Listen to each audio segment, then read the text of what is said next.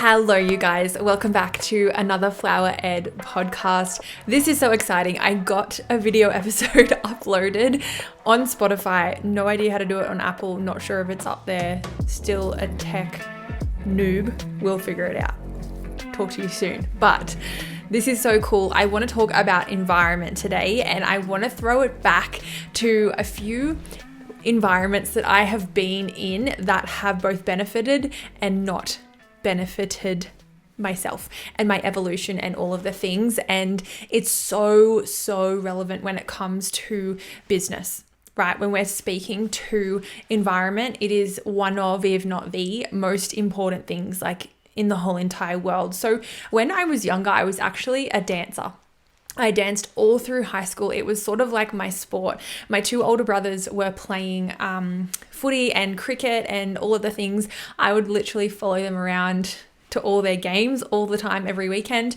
And then I fell in love with dancing. And at the start, it was just like, let's do it with a friend. I think we started in like maybe year 5 or year 6. It was just sort of like a fun thing with a friend, and then really fell in love with it, and then ended up going like almost every afternoon, ended up getting a scholarship, and then was just like, it was my whole entire world. Like honestly, dancing was a huge part. And what is really cool when I think to environment at dancing, there was obviously different sort of year groups that you got to play with, different sort of classes that you could try, different ones that you were invited to. And what's really funny is that there was this thing called show group, right, which would do all of the Eisteddfods, which is like all of the competitions and things, and you had to be invited into this group, right? If you are seen as being like dedicated and you're improving and you're trying and you're showing up and all of the things, you get invited into show group. And what is really cool is that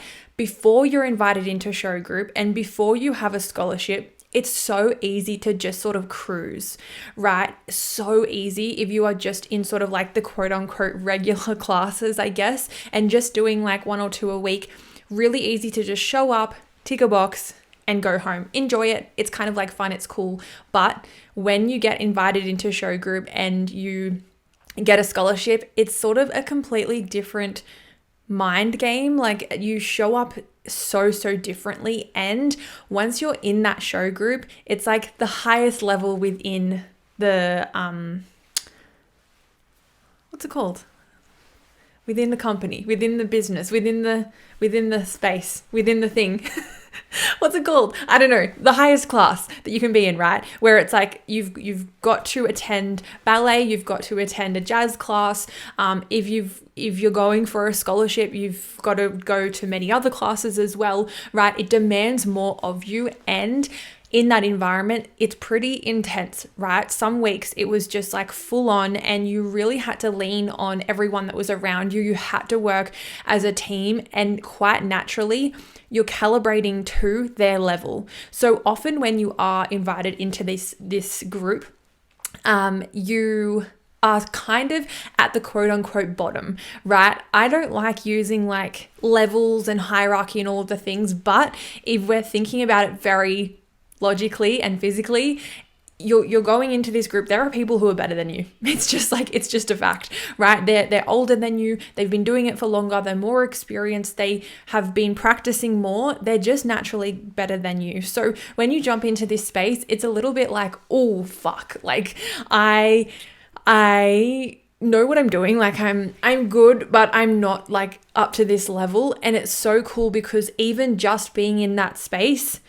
you become on their level, and you really start to take on their mindset, and you really learn from the way that they are moving, and you really create your own sort of era. Like once they all leave, once everyone finishes high school, they usually sort of just leave because it's not really a space to stay around years and years afterwards. And it's so cool because you realize that once you move through and then you're at the final years within that space, you then see all of the younger girls come in, and then you get to sort of set the standard, set the pace for them as well.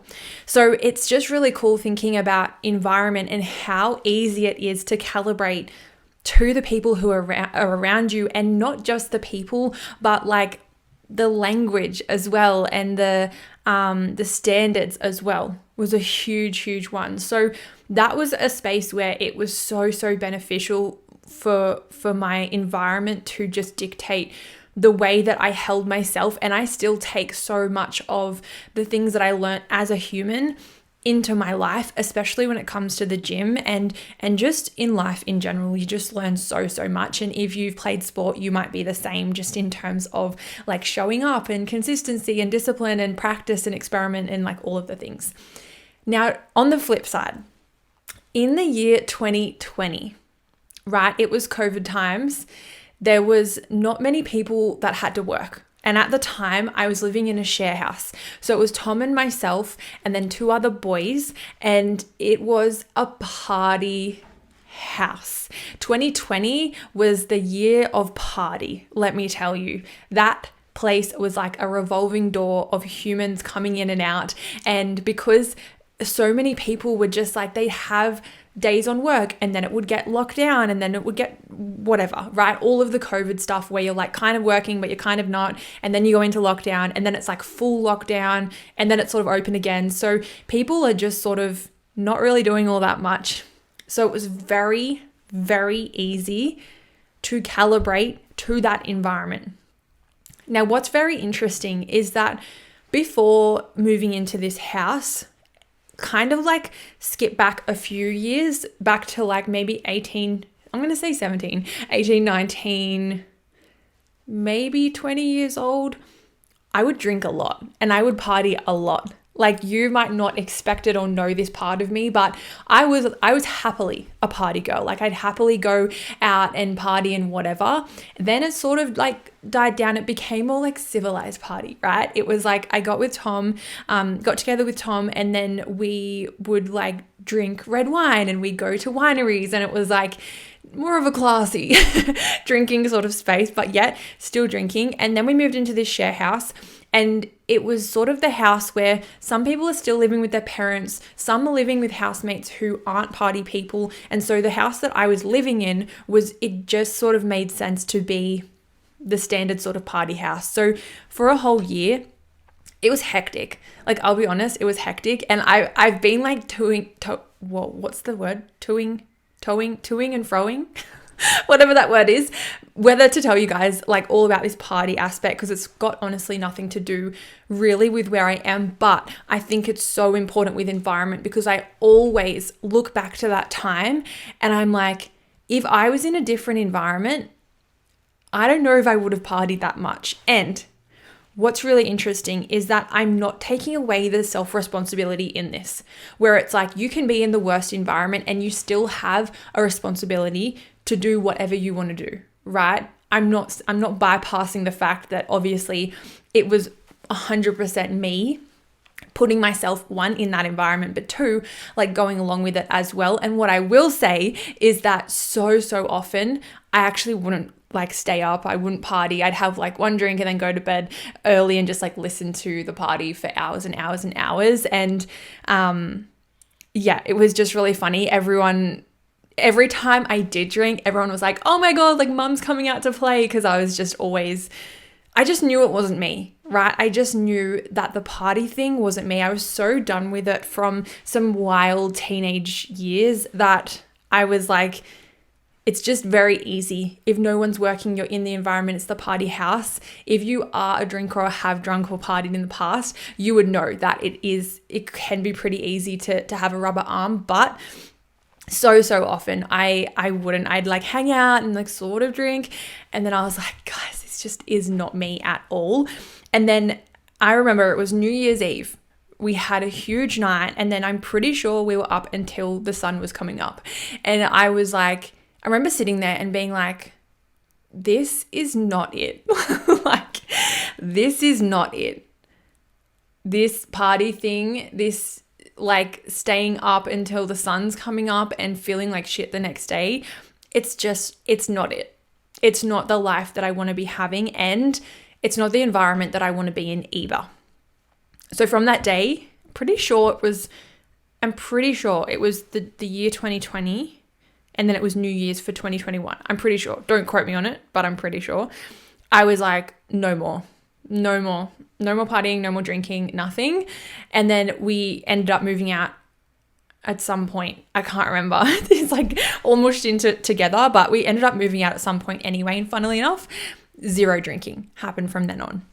And still, I haven't really drunk then. I might have a cheeky coconut margarita, which is like my new favorite drink, if I'm like at an occasion or it's like a special thing. But other than that, it's just not what I do. And it's just so interesting to see the comparison between the environment at dancing to the drinking, partying scene. So easy just from being in the environment to make certain choices, whether it be good or bad or whatever it is. So it's just going to say that environment is huge. So huge, especially when it comes to business. If you are in the right environment, what happens is that certain standards are set. It's not that they are high standards, it's that it becomes the standard, right? Huge difference. And whatever environment that you're in, you're going to normalize certain conversations. And whatever is normalized within the environment that you're in becomes your reality. So once that is your reality, you then take it on as beliefs. Right? I'll give you an example. If you go and talk to everyone who is in bed at 6 a.m., they're probably normalizing that it's freezing outside, it's winter, it's dark, it's early, and going to the gym is hard. Right? That's normalized. So then that becomes the belief. So then you're going to act in accordance to that belief that you're normalizing based on your environment. Flip side, go to the gym at 5:30 in the morning and ask everyone who's at the gym, what's normal? What's normal is it's cold outside, it's dark, it's early. Maybe it's hard to get to the gym, but I'm here. And it's just a thing that we do. So isn't it so interesting that it can be the same thing, right? It can be exactly the same reality where it can be true that it's dark and cold and early. It can be true, yet it's what you choose to normalize that is going to dictate the way that you move. And the environment that you're in with people who you surround yourself with is going to change that hugely. Another example, I don't eat fast food. Really ever. Like Macca's, KFC, Hungry Jack's, like it actually, nah. The only thing I'll have is maybe a hot chocolate or maybe a whole chicken and rice from a Porto's, right? Other than that, you will not catch me eating Macca's or KFC ever. Like ever. It's just, right? I don't normalize it because it's just like not a thing. But if you go and ask all the people that are at the drive-thru, someone the other day, I forget who it was, I think a friend of a friend was telling me that they get hotcakes for breakfast from Macca's every goddamn day. Every day. I was shooketh. I could not believe it. Could not believe it. That is what they're choosing to normalize. I'm not saying, you do you. You do you. Go to Macca's, be in bed at 6 a.m., don't go to the gym, do whatever you want to do. I'm not saying do whatever. I'm saying this is the things that I choose to normalize, and then it's going to be very easy to see the way that I move based on the things that I normalize. Money, right? If we were thinking about money, if you surround yourself with people that are talking about how expensive things are and that interest rates are increasing, right? And you're moving with that collective conversation that money is hard and expensive and woe is me. You can imagine if that is the story and the belief that you're running with, you can imagine the way that you're going to move based on that story, based on what you've normalized, right? If you were to surround yourself with all the people who are making a fuck ton of money, big bank, all the time, every day, Having conversations about the opportunity and how incredible money is and what it makes possible and how much we love it. How different are you going to move and behave then? So much. So different. So based on the environment and the conversations that you're choosing to normalize, the standards that you're choosing to hold, it's going to completely change the way that you move. And this doesn't just go for who's in your close proximity, right? It's not just your friends and your partner. It's like, it goes beyond that. It's like, who are you following on Instagram? Are they benefiting your evolution or not? What conversations are they having? What is being normalized? Are you listening to the news and the radio? Because I can tell you the conversations that they are choosing to normalize is not going to benefit your evolution. I don't care what you say. You cannot convince me otherwise. Turn the damn thing off. It's so interesting that if you just put yourself in the environment and do nothing, things are going to shift. So imagine if you put yourself in the right environment, got yourself a seat at the table, and you participated. And you started integrating what you're learning. Crazy. Huge shifts would happen. But they're not going to happen for as long as you're still entertaining the stuff over here. The stuff that people are normalizing, that you are choosing to normalize, that actually isn't going to benefit your evolution. So often, I actually just sit in that exact question. I'm like, is this going to benefit me here or not? Is this a conversation I want to normalize or not? Do I need to set a boundary here? Can I just walk away? Those are your two options. You either normalize the opposite conversation or you walk away. You do these ones. Peace out, and you walk away. Those are your two options. And you have that conscious choice, decision, and responsibility. People are talking about money in a negative way. You either get to bring in a conversation that's going to normalize the opposite, or you set a boundary and you walk away. Or you just shut the conversation down. Right? Many options to play with, but it all starts with you and the conversations that you are choosing to normalize, the standards that you are choosing to set. This is where everyone's like, well, my partner is negative, so I have to be negative with them. I'm like, no.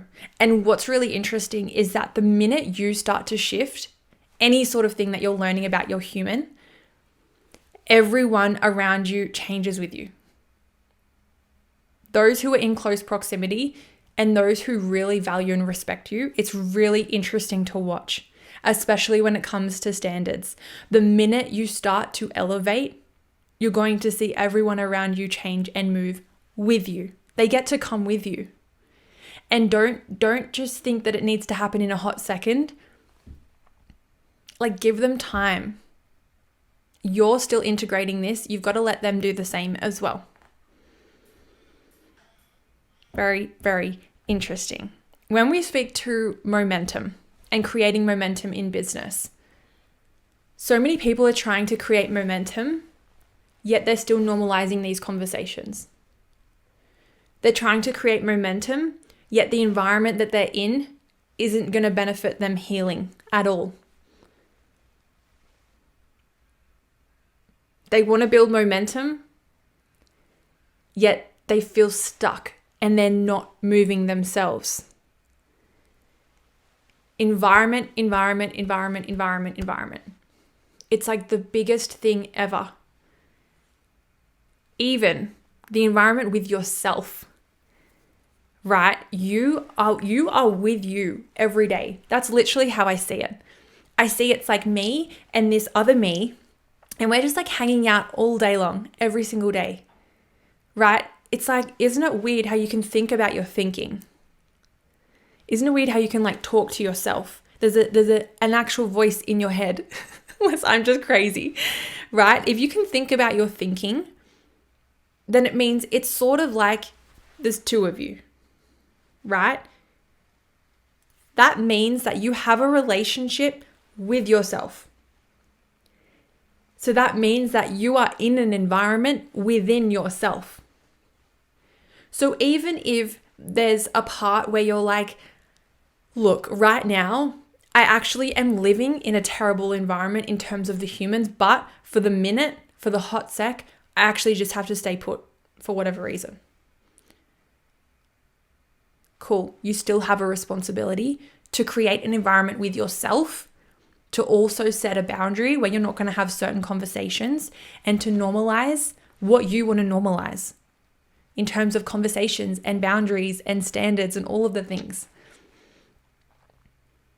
I don't believe that it's anything external of you that is the reason why you're stuck.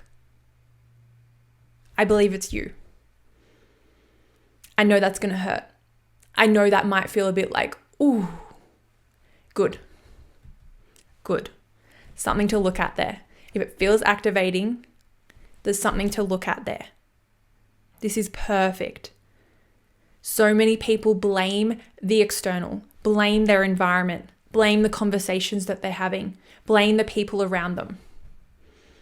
You have a responsibility and a conscious choice and an opportunity to create whatever environment you want to create. As far as saying, I can't X, Y, and Z, the only time you can't do something is potentially if you physically are unable to do that. But if you are physically able, you're able to do it. Because all of the mindset stuff we get to work through. And that's exactly what we do within my private containers, one-to-one containers, within my group containers, within Momentum Mini Mind that's coming up.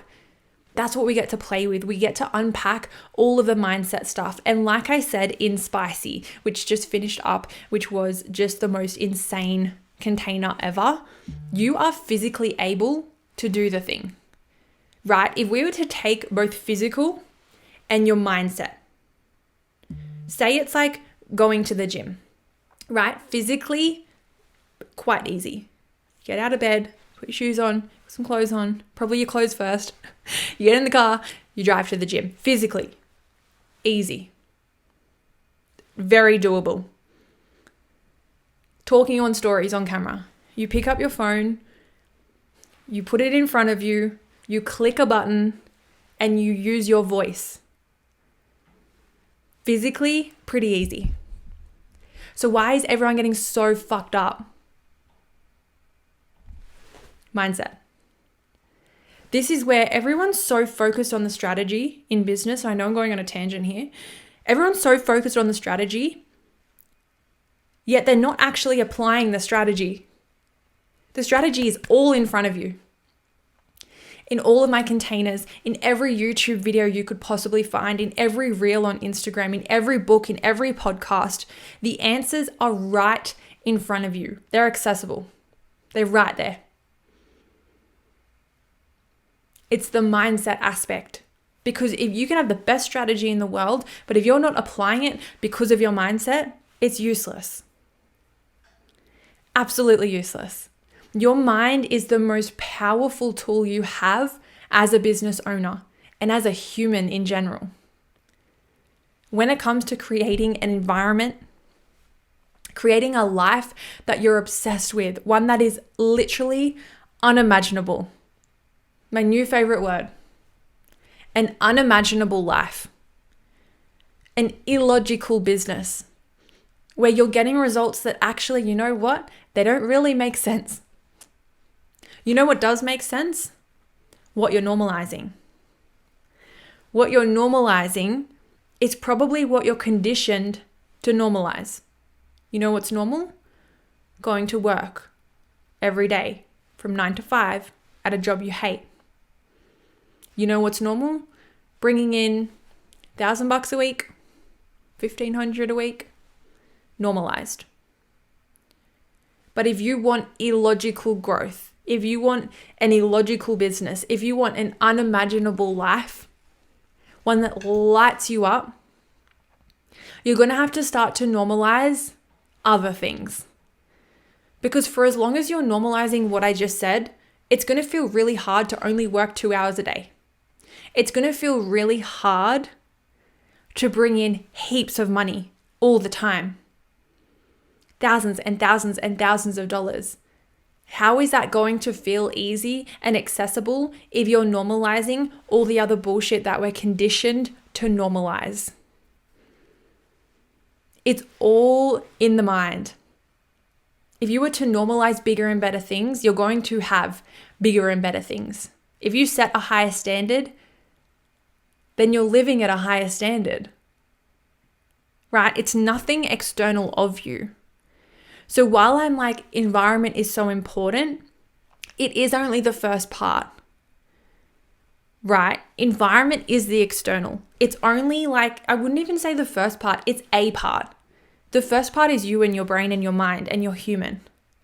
The environment piece is just like this bonus thing where it's like, if you were to set up your environment, both physically and the conversations that you're having and energetically, to really benefit your evolution as a human and as a business owner, then it's just going to feel easier to do all of the things because conversations are normalized and standards are set and boundaries are easier and conversations are being had about big, crazy, illogical things. Your environment matters, but your mindset also matters. And those are the two things that I feel like so many people are missing out on, especially as business owners. People are looking for the next biggest and best piece of strategy, the next tactic. What can I say to land the client? What can I post to land the client? And while all of those things are important, while I teach strategy through Book the Bride, through Master the Game, all of the Instagram stuff, More Sales the Masterclass, like all of the strategy, tangible stuff is there, but you need to be able to apply it. An environment is just going to help make that make sense. It's going to make it feel more accessible. Because before I got to where I am right now, with the mindset and emotional intelligence that I do and the environment that I've created, if I was to ask the current environment that I had at the time, does this make sense to hire a mentor for $30,000? What do you think people are going to say who have still got the conditioning normalized? It's fucking wild. No, don't do it. Doesn't make sense. So it's like people want these big illogical businesses, yet they're relying on a shitty environment or one that just doesn't align, or even just external validation to be able to move, to be able to do illogical things to get the illogical growth. So much of it comes down to ourselves. And that's why I'm like, create that environment within yourself. Because, well, even if you get yourself in a good environment, right? Even though the people in my world, I'm honestly so in love with and obsessed with, right? My friends, my family, Tom, my partner, they're also not doing the work that I'm doing in terms of emotional intelligence.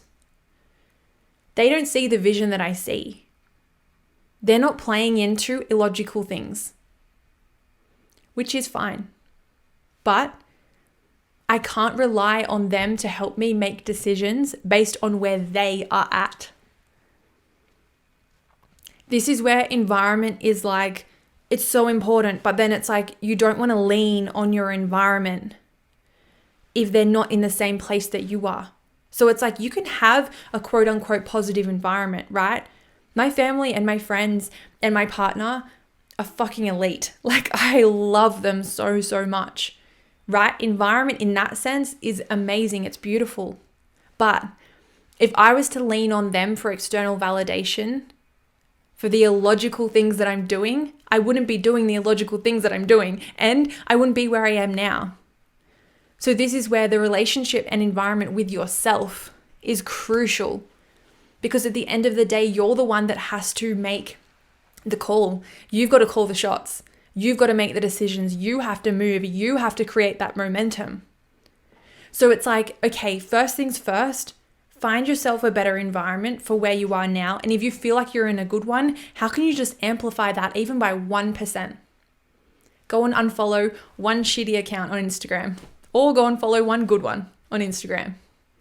Put something into your routine that's actually going to increase your frequency in terms of environment. How can you change your physical environment? How can you sign up to a gym, whatever it is? And if you're in a terrible environment at the moment, start doing the things to get yourself in a better one. Now, once you're in that environment, it's having the emotional intelligence to see that we can't lean on them to make the illogical decisions, for them to validate us in the crazy shit that we're doing that makes no sense. The point is, it makes no sense. It's not supposed to make sense. It doesn't have to make sense. It doesn't have to be logical. And for everyone who's in your environment, even if they're the best humans in the world, if they aren't doing this work, listening to these podcasts, understanding more about their human, strengthening their emotional intelligence, it's not going to make sense for them to validate you in an illogical thing that you're doing, right? Because you're moving based on where you are, on your mindset. They are moving based on where they are. It's not to say that they're wrong in that. It's not to bring up any shame for either party. It's just having acceptance that you get to move regardless of what is happening externally and regardless of needing external validation. You get to move regardless. You get to create that momentum regardless. But what I know to be true is that the environment that you're in is going to help you move in some aspect. The thing is, and the way I like to think about it is like the gym, right? We had testing week last week at the gym where it's like we're all testing like 1RMs and just like crazy weapons doing crazy things at the gym. What is so cool is that someone's got the most weight they've ever squatted in their whole entire life on their back. They go to squat, and then everyone else who's just resting and like standing around kind of like moves their attention towards the person who's squatting. And as they're moving up, everyone's shouting and everyone's screaming, going, go, go, go. And the coach is there going, send it, just send it. And if you're the one under the bar, fuck me dead. It's like the best environment to be in. It's the best atmosphere in the whole world, right? And this is where environment comes into play. This is where it's so beneficial, right? Because being in that space where people are doing the same thing, pushing for better, trying to just build a weapon of a human and see what they're capable of, and everyone's cheering each other on like I've never seen in my life. Like, it's actually wild to be a part of. I feel so lucky to be a part of it, right? Environment in that moment where you're trying to lift the most that you've ever lifted in your whole life, it makes a difference. It makes a huge difference, and you cannot tell me otherwise. It makes the biggest difference ever. But the next part to that is that you still have to lift the weight, right? This is the perfect example where it's like the environment is going to benefit and help you like nothing else, but there's also the self-responsibility piece as well. I'm not leaning on them to lift the weight for me. I have to lift the weight. I've got that self-responsibility, right? So this is where I say you've got your environment. It's going to help. It's going to change everything, but you can't lean on them to do the work. Once you've got your environment, it's then on you. You then have to head down, bum up, and do the thing, do the work. That was one of the one sentences that my mum used to always say. I don't know in what aspect, but she used to always say head down, bum up. I have no idea what for. Couldn't tell you. It's like one of those sentences that have just like stuck in my head forever. You guys actually, I should interview mum one day. She's funny. She's a great time. So environment is massive. It's literally one of the biggest catalysts for growth alongside the human piece, the self-responsibility piece.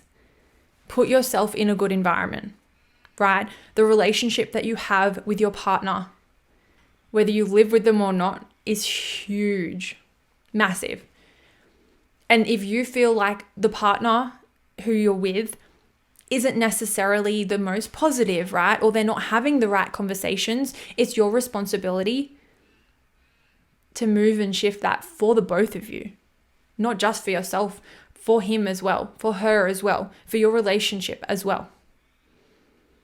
So, so important. It's your family. It's the conversation that you're having with the barista in the morning. It's the people that you're following on Instagram. It's the classes that you're in, the sport that you're playing, the gym that you're attending. It's all of the things coming together. It's the news that you're listening to. It's the books that you're reading. It's you and yourself. Even consider, if it's like me and me, right? Am I a good environment for myself at the moment? What conversations am I having with myself in my head? Really interesting. Because if you're saying, why do I suck at this? I'm an idiot. This isn't working. I can't do that. Money is hard. Things are hard. I'm the victim. All of the things, right? That's you and you. You've created your own environment with yourself. That's going to be the biggest catalyst for growth if you shift the relationship that you have with yourself, right? It all starts with you and yourself and your mindset. Massive. Now, I've got a question from my podcast humans, which is you guys, which came through on Facebook, on the Facebook collective. So if you're not in there yet, get your butt in there. It's a good time. You get all exclusive updates. You get all early bird access. You get announcements from me. I've also got like some polls and things on questions for you guys. There is a anonymous question box that is just rolling. So you guys can jump in there, ask your question anytime. I'm going to answer them on the podcast. It's all happening. It's all a good time. And you're here and you love this. So you'll love that too. All right, what are your top website SEO tips? Look, I'm probably not the best person to ask for SEO stuff just because I don't really know how it works. What I will say is that with my old website that I did by myself for like years and years and years, the one thing that I really focused on was thinking about the keywords that people would be typing into Google. And if you're an SEO person, like don't come at me. This is just like what I did. And I'm hoping this might help some people, right? But I don't know what I'm doing when it comes to SEO. But I would use the keywords that people would type into Google, and I'd use that on each page of the website. And then I go into the website platform, as in I was on Wix. So I'd go into the Wix like backend, and I would go through all of their SEO guided stuff, right? There was literally like 100 things that I had to tick off. So it was things like captions on photos was a big one, like naming each page as well. So within whatever platform you're on, whether it's like Wix or Squarespace or Shopify or whatever, I'm sure there would be sort of an integrated thing within the platform where it'll take you through all of the SEO stuff. But apart from that, I'm going to be honest, I don't have that much of an idea. So in which case, potentially ask an SEO expert, potentially YouTube some stuff. Maybe if you can find a book, I doubt it. Probably just YouTube it. Maybe podcast. If not, potentially if you work with a website designer, they might help you do bits and pieces with it as well. So those are all the things that you get to play with. Other than SEO, like you're probably gonna know that I'm going to say, just smash free content on Instagram, right? It's huge. It's huge, huge, huge. And most people, if they're going to find out about you, other than Google, obviously, if SEO isn't working, you're not showing up.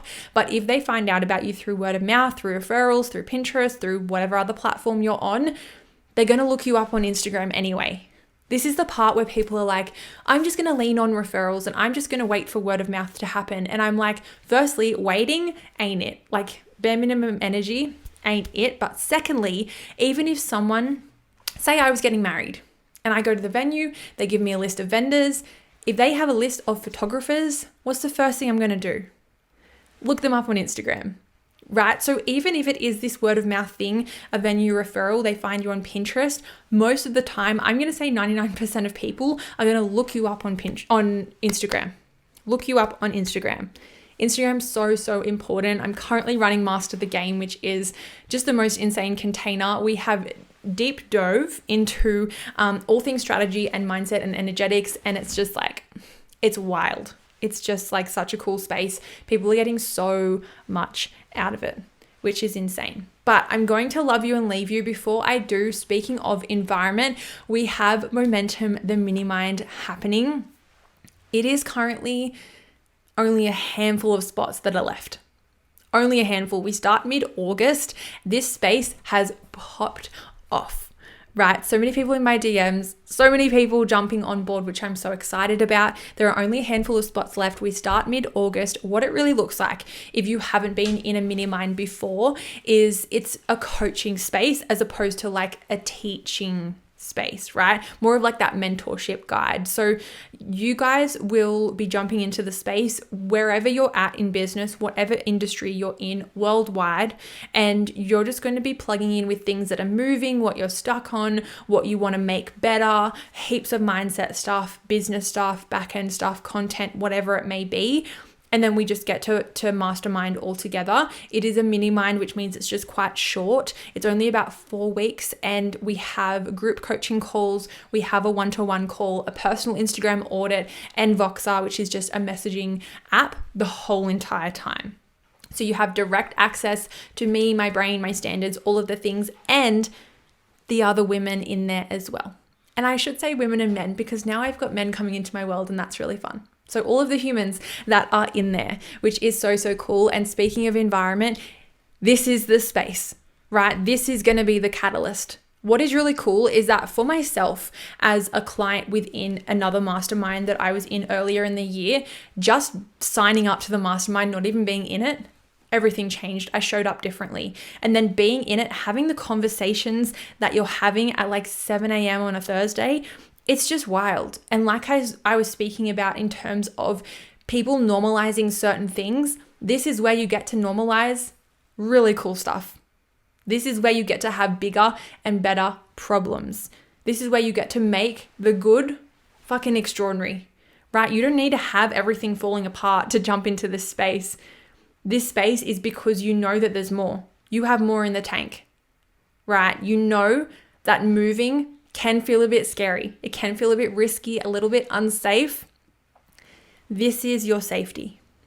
This is your safety net with these other humans who are also building these huge empires and are also scared as fuck, but are doing the thing anyway. This is the space for you.